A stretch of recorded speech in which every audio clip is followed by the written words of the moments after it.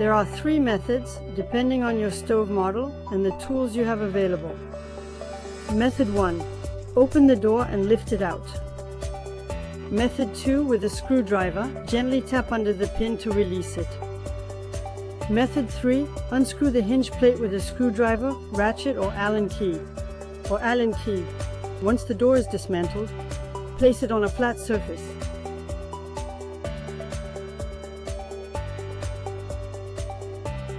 Using a suitable screwdriver, remove the screws holding the door together.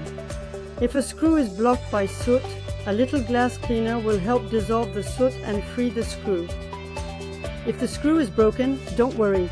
Depending on your stove model, we offer replacement screws and fasteners.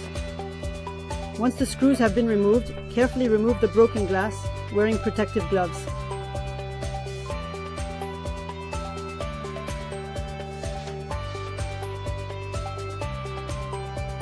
Remove the old glass gaskets, then scrape away any glue residue with a flathead screwdriver. Vacuum to obtain a clean surface. Finally, use a little degreaser to clean the area where the new joint will be installed.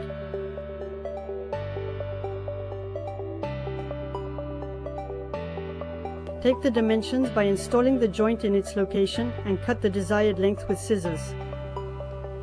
It should be noted that a self-adhesive flat gasket can be glued directly to the perimeter of the glass.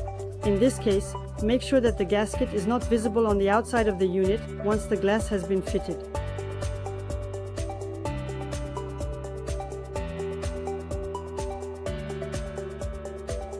There is no drying time after applying a self-adhesive flat seal.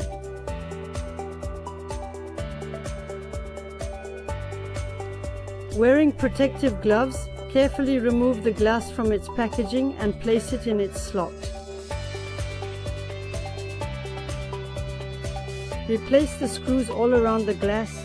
Be careful not to over-tighten them.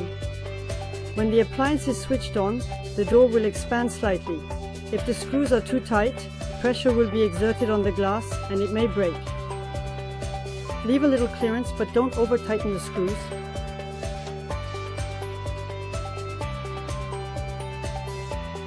Reinstall the door on its hinges using the same method you used to unhook it.